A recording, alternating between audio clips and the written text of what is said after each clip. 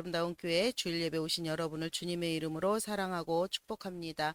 오늘 말씀은 로마서 11장 36절인데요.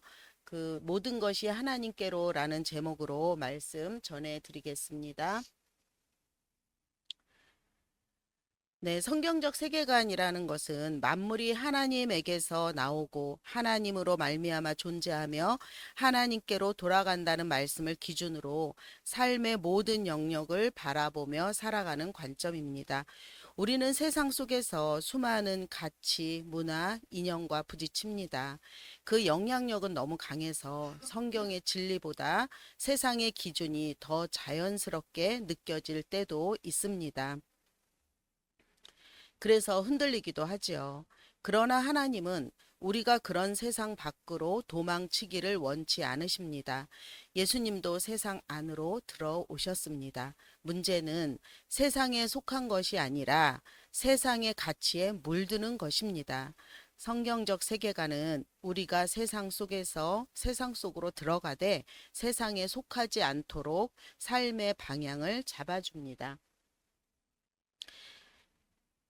하지만 우리의 삶에는 끊임없이 은밀하게 침투한 다른 세계관들이 있는데요. 우리는 신앙인으로 살고 있지만 사실 일상 속에는 다른 세계관들의 영향을 받고 있습니다. 그것이 너무 은밀하게 침투해 오기 때문에 스스로 그 영향을 받고 있다는 사실을 잘 느끼지 못합니다. 네, 지금 화면에 보이는 것은 그 같은 교회 집사님의 소개로 지금 두 형제와 자매가 소개팅을 하고 있는 중입니다. 네, 성집사님 그 A가 남자 형제거든요. 그거 읽어주시면 제가 B를 읽을게요. 먼저 읽어주세요. 같은 교회. 저도요, S사에서 중요한 역할을 하고 계시다고 들었어요.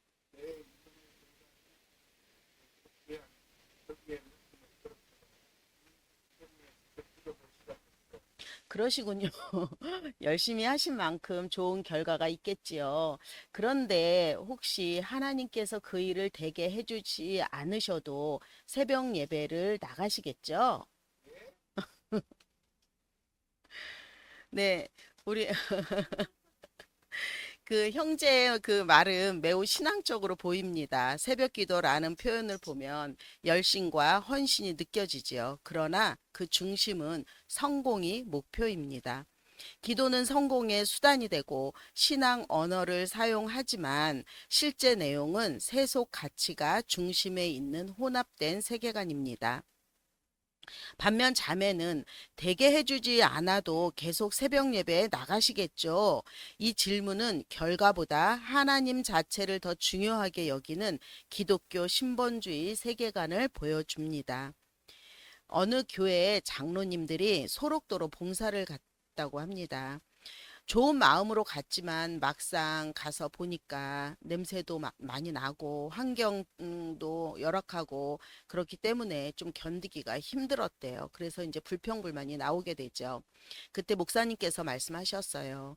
여기 소록도 옆에 지라도라는 작은 섬이 있습니다. 그곳에 다녀온 사람들은 모두 변화되어 불평이 사라지고 감사와 기쁨이 넘칩니다. 장로님들은 우리도 그 섬에 가고 싶습니다. 라고 말했습니다. 여러분도 가고 싶지 않으십니까? 저도 가고 싶더라고요. 네, 이 이야기도 겉으로 볼 때는 봉사처럼 보이지만 나의 안정, 나의 편안함이 중심입니다. 반대로 결과가 어떠하든 하나님을 예배하고 순종하는 마음, 즉 그리 아니하실지라도의 그 신앙이 바로 성경적 세계관의 자세입니다. 모든 세계관은 공통의 질문을 던집니다. 나는 어디서 왔는가? 어디로 가고 있는가? 지금 이 세상에서 어떤 문제와 마주하고 있는가? 그 문제를 어떻게 해결할 것인가? 성경적 세계관은 이 근본 문제들에 대한 답을 성경 안에서 찾는 방식입니다. 그 답을 바르게 이해할 때 우리는 세속적 가치와 뒤섞인 혼합된 신앙이 아니라 하나님 중심의 신앙으로 바로 설 수 있습니다. 네, 오늘은 성경의 큰 이야기, 메타 내러티브를 통해서 처음부터 끝까지 성경을 바르게 이해하고 그 이야기가 우리의 삶에 어떻게 적용되는지를 살펴보겠습니다. 성경에는 하나님이 주신 분명한 기준들이 있는데요.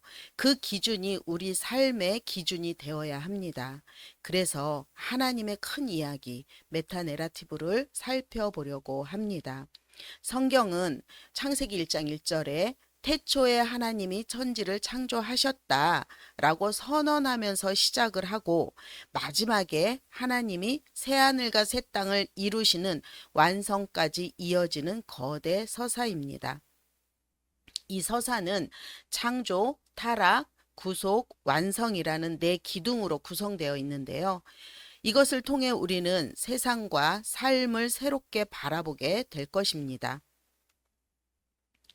성경적 세계관의 출발점인 창조를 살펴보겠습니다.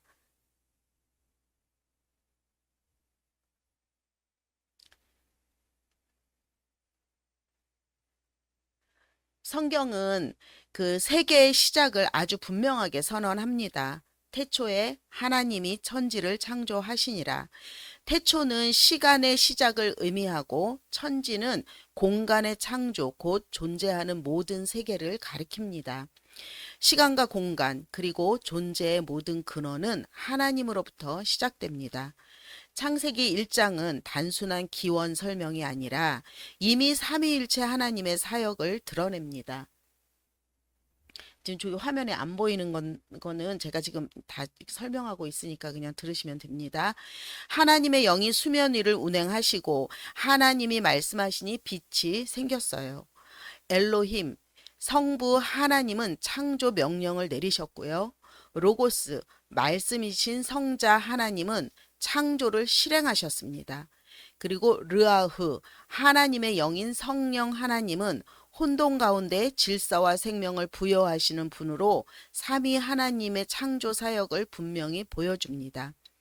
요한복음 1장은 이 창조의 의미를 더 깊은 차원에서 설명합니다. 태초에 말씀이 계시니라. 이 말씀이 곧 하나님이시니라. 모든 만물이 말씀 되신 성자를 통해 창조되었고 그분의 그분 안에 생명이 있었으며 그 생명은 사람들의 빛이었습니다. 이 말씀은 인간의 존재론과 인식론의 가장 근본적인 토대를 제공합니다. 하나님은 우주 만물을 창조하신 후 마지막으로 인간을 창조하셨습니다. 그리고 인간에게 특별한 정체성을 주셨는데요. 하나님의 형상대로 사람을 창조하셨습니다. 이 말은 인간의 가치와 존엄이 어디서 오는지를 명확히 말합니다. 인간은 스스로 중요한 존재가 아니에요.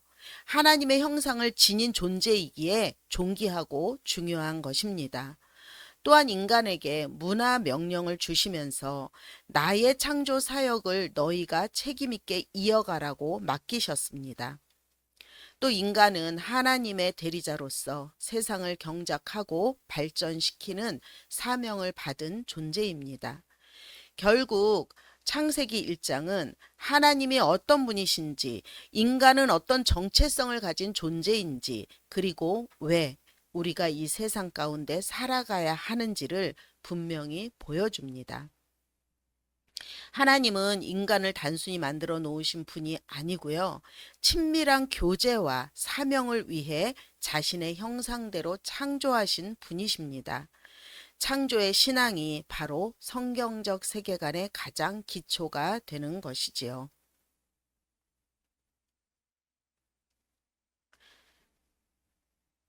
하나님은 세상을 아름답게 창조하시고 보시기에 좋았더라고 말씀하셨습니다. 그러나 그 선한 세상은 죄로 인해 타락하게 되었고 그 결과 하나님과 인간 그리고 세상과의 관계가 깨어졌습니다. 성경은 오늘 우리가 마주하는 세상의 문제를 바로 이 인간의 타락에서 설명합니다. 끊이지 않는 갈등과 불안, 욕심으로 인한 관계의 깨어짐은 하나님을 떠난 인간의 선택의 결과입니다. 하나님은 인간에게 자유의지를 주셨어요. 그러나 인간은 이 자유를 하나님이 원하시는 방향으로 사용하지 않고 하나님이 정하신 목적에서 벗어나는 선택을 했는데 이것이 죄죠. 죄란 하나님의 뜻이라는 관역을 빗나간 화살과 같습니다. 인간은 스스로 잘못된 선택을 했고 타락이 시작이 되었습니다. 이 타락으로 인해 인간은 하나님을 떠납니다. 로마서 3장 23절은 모든 사람이 죄를 범하였음에 그 결과 하나님과 인간 사이에는 스스로 건널 수 없는 깊은 골짜기가 생겼다고 말합니다. 하나님을 떠난 인간은 수치심과 두려움을 경험하며 하나님을 피합니다. 일에 대한 고통도 시작되었어요. 남자는 땀 흘려 일해야 하고 여자는 해산의 고통을 겪게 된 것이지요. 결국 인간은 생명나무에 접근할 수 없게 되었는데 죄 있는 상태로 영생하지 못하도록 하나님께서 막으셨습니다. 성경이 말하는 죄의 싹슨 사망이 바로 단절의 결과입니다. 이것이 인간이 지금 맞이하고 있는 모든 문제의 근원이 된다는 것입니다.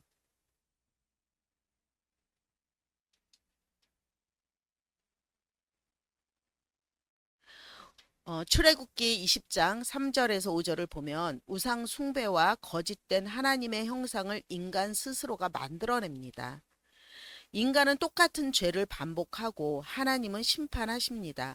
결국 성경은 인간의 타락이 어떤 결과를 자아내는지를 보여주고 있습니다. 하나님을 선택할 거냐, 하나님이 아닌 걸 선택할 거냐, 그 길에 중간 지대는 없습니다. 지혜는 순종의 길이고 어리석음은 불순종의 길입니다. 타락의 결과는 불의와 음행, 사악, 탐욕, 악의, 시기, 살인 등 인간의 삶은 죄로 가득 차 있고 하나님이 아닌 것을 선택하는 일이 계속됩니다. 타락으로 인해 세상을 보는 눈도 왜곡되었고 인식 능력 자체가 흔들리게 되었습니다. 그럼에도 하나님이 창조 때 부여하신 하나님의 형상은 완전히 사라지지 않았습니다. 하나님은 타락한 인간이 가까이 올 수 있는 길을 피의 제사라는 방식으로 열어 주셨습니다. 그 제사는 이례적이고 죄의 근본 문제를 해결하지는 못합니다. 인간은 죄사함을 받아도 다시 죄로 돌아가는 한계를 벗어나지 못했습니다. 이렇게 왜곡된 세계관 속에서 인간은 철저히 자기 중심적 존재가 되었고요. 결국 자기 문제를 스스로 해결하려는 인본주의가 나타나게 되었습니다. 하지만 자신이 해결할 수 없을 때 인간은 또 다른 대상을 하나님보다 더 의지하며 우상을 만들기 시작합니다. 장 칼뱅이 말한 것처럼 인간의 마음은 끊임없이 우상을 만들어내는 우상 제조 공장이 된 것입니다. 우리는 자신의 마음에 어떤 세계관이 자리 잡고 있는지, 어떤 혼합주의나 왜곡된 가치관이 영향을 미치고 있는지 진지하게 점검하고 분별해야 합니다. 하나님은 인간의 죄 문제를 해결하기 위해 직접 이 땅에 오셨습니다. 그것이 바로 십자가 사건이지요. 구약에서 어린 양의 피가 대속을 상징했다면 신약에서는 예수 그리스도의 단번에 죽으심으로 참된 대속을 이루셨습니다. 그리고 부활을 통해 참 하나님이심을 증명하셨습니다. 누가 인간의 죄를 대속할 수 있는가라는 질문의 유일한 답은 온전하시고 죄가 없으시고 죽음에서 부활하신 예수 그리스도입니다. 예수님의 죽음과 부활은 신화나 전설이 아니라 역사적 사건입니다. 이 기록들은 예수님의 생애 이후 2, 30년 안에 문서화되었고 그 사건을 목격한 사람들 그리고 그들과 동시에 살아있던 그 사람들이 존재하던 시기에 기록되었다고 합니다. 성경뿐 아니라 유대, 로마의 역사 자료에도 이 사건에 대한 언급을 확인할 수 있고요. 이러한 증거들은 복음이 실제 역사 속에서 일어난 사실임을 보여주고 있습니다. 이것이 복음의 핵심입니다. 그러면 복음은 무엇인가? 하나님이 세상 속으로 직접 들어오셨다는 소식입니다.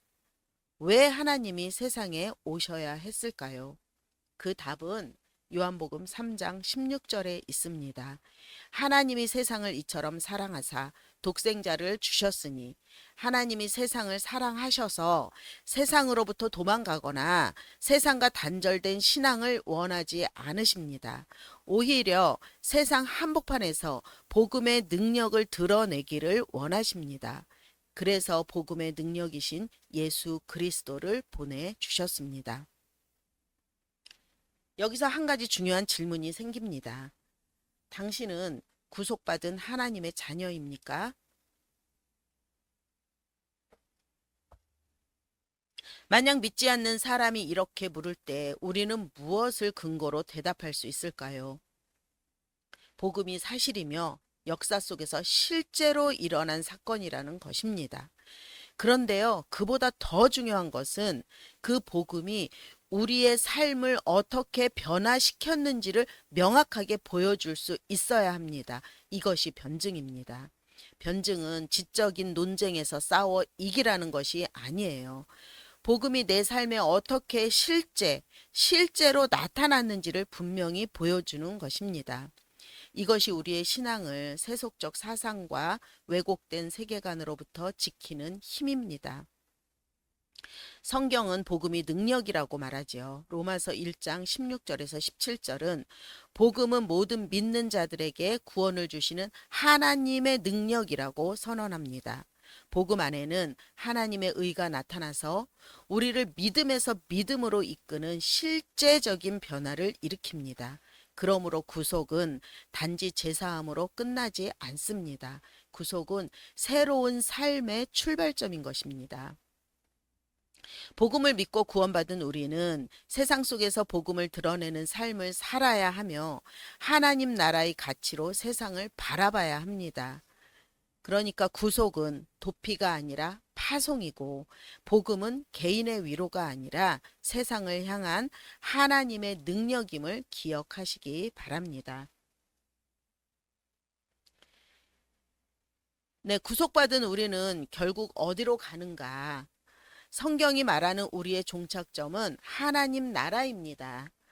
그러나 하나님 나라를 기다리는 동안 이 땅에서 어떻게 살아야 하는가가 완성의 핵심 질문입니다. 우리는 본래 죄의 사슬과 율법의 정죄 아래 묶여 있던 존재입니다. 그러나 예수 그리스도의 십자가 아래에서 그 짐을 내려놓고 자유를 얻었습니다. 이것이 은혜이지요. 복음으로 말미암아 우리는 죄와 율법의 정죄에서 해방되었어요. 이제 더 이상 죄에 매여서 끌려다니는 존재가 아니라 선택할 수 있는 자유를 회복한 존재가 되었습니다. 타락 이후 인간은 죄를 선택하는 자유는 남아 있었지만 선을 선택할 자유는 잃어버렸습니다. 그러나 십자가의 은혜로 우리가 새롭게 되어 다시 자유와 책임 있게 살아가게 되었습니다. 구원받은 우리는 말씀과 성령의 인도하심을 따라 그리스도의 장성한 분량을 향해 걸어가는 사람들입니다. 그 길이 항상 평탄하지는 않습니다. 실패도 하고 굽어진 길에 부딪히기도 하고 발바닥에 굳은 살이 박히기도 합니다. 그러나 방향은 분명합니다. 종말의 때 예수 그리스도께서 재림하실 때 우리는 그분과 함께 새 하늘과 새 땅, 새 예루살렘에 완성된 하나님 나라에 들어갈 것입니다. 이것이 구속의 최종 완성입니다. 네, 다림줄은 히브리어로 아나크라고 불리며 건물이 바르게 서 있는지를 판단하는 기준이죠. 다림줄이 정확히 서 있어야 건물도 바로 설 수 있습니다. 성경은 이 다림줄을 하나님의 절대 기준, 하나님의 판단의 척도로 비유합니다. 그림에서 보이는 것처럼 예수님이 무거운 추 대신 성경을 들고 계신 모습인데요.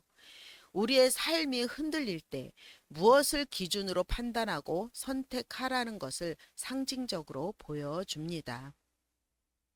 여러분, 그 성경에서 가장 오래 산 사람이 누구인지 아십니까? 맞습니다. 권사님. 무드셀라입니다. 무드셀라 969년을 살았지요. 전승에 따르면 그의 아버지 에녹은 그가 죽으면 심판이 온다는 의미로 아들의 이름을 무드셀라라고 지었습니다. 에녹은 무드셀라야, 무드셀라야 라고 아들의 이름을 부를 때마다 하나님의 심판을 떠올렸을 것입니다. 그 마음에 늘 하나님의 말씀과 기준을 새기며 살아갔을 것입니다. 그 결과 에녹은 300년을 하나님과 동행하는 삶을 살았습니다. 우리도 마찬가지입니다. 지금 여러분의 다림줄은 무엇입니까? 하나님의 다림줄의 기준으로 세상을 보는 것이 우리의 기준이 되어 우리 삶의 모든 영역을 관통해야 할 것입니다. 인간은 시대와 문화를 막론하고 두 가지 질문을 던져왔습니다. 나는 어디서 왔는가? 존재의 근원에 대한 질문이죠. 두 번째, 나는 어떻게 진리를 알 수 있는가? 인식의 근원입니다.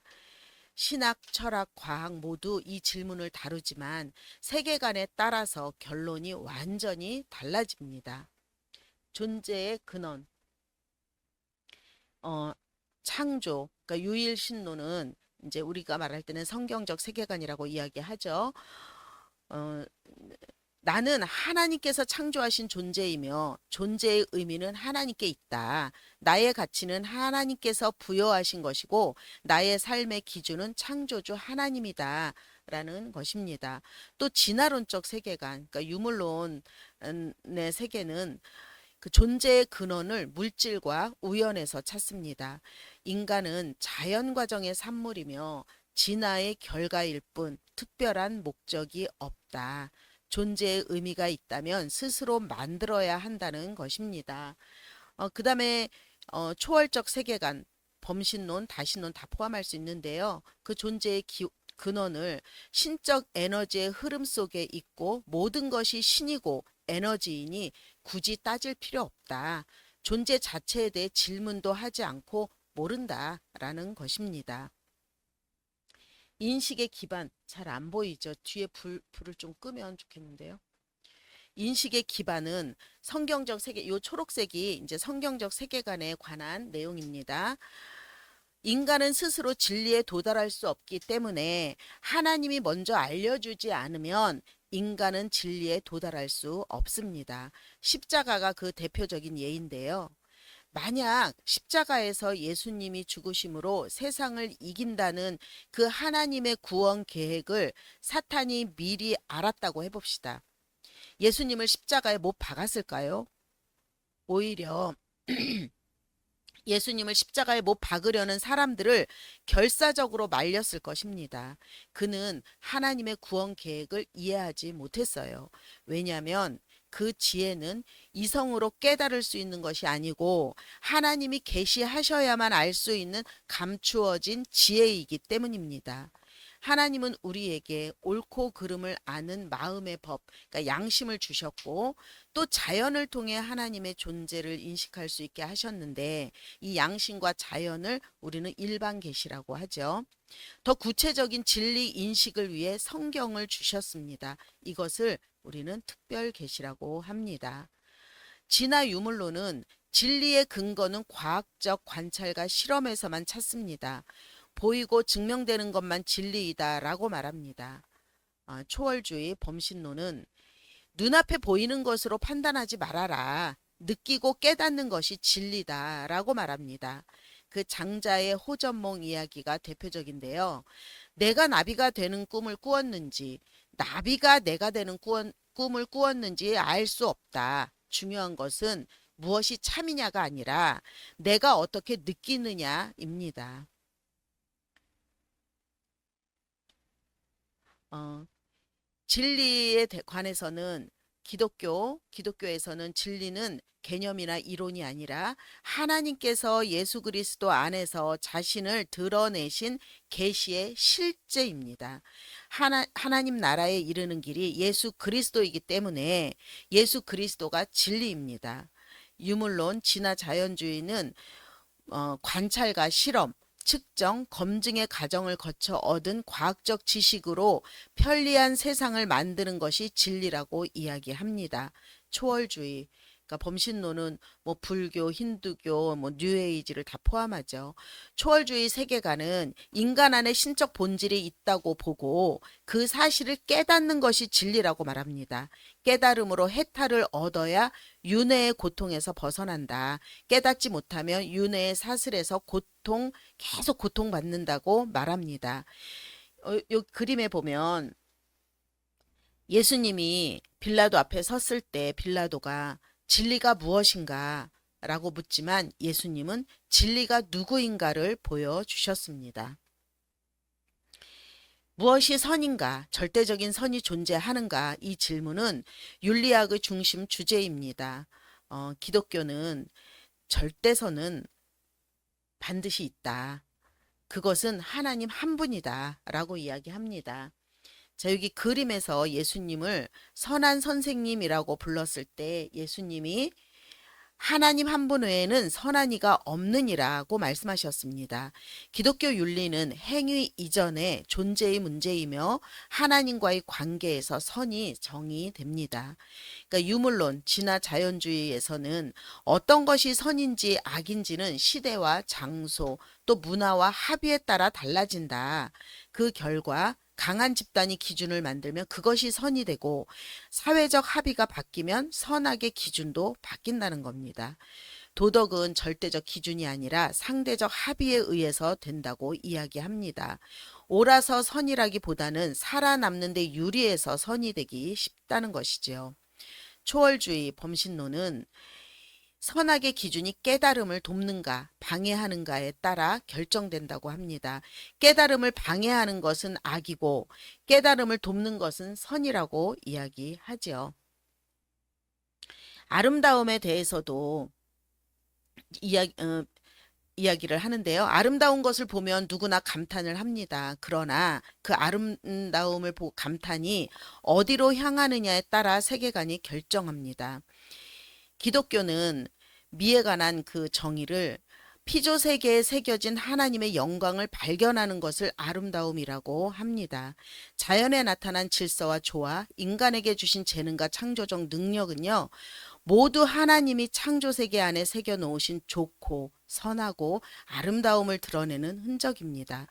그래서 아름다움을 대하는 인간의 태도는 하나님을 예배할 수밖에 없습니다. 유물론은 초월적 기준을 인정하지 않기 때문에 아름다움을 하나님이나 절대적 질서와 연결하지 않습니다.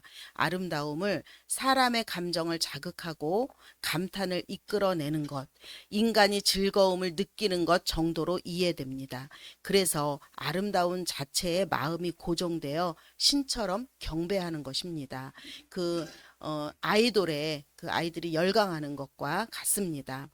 초월주의, 이 초월주의 세계관에서는 보이는 것은 모두 헛되고 헛되다. 예술과 문화, 감각적으로 느껴지는 아름다움은 영적 깨달음을 방해하는 요소로 여깁니다. 그래서 이 세계관은 진정한 것을 보기 위해 보이는 것을 무시해야 한다고 말합니다.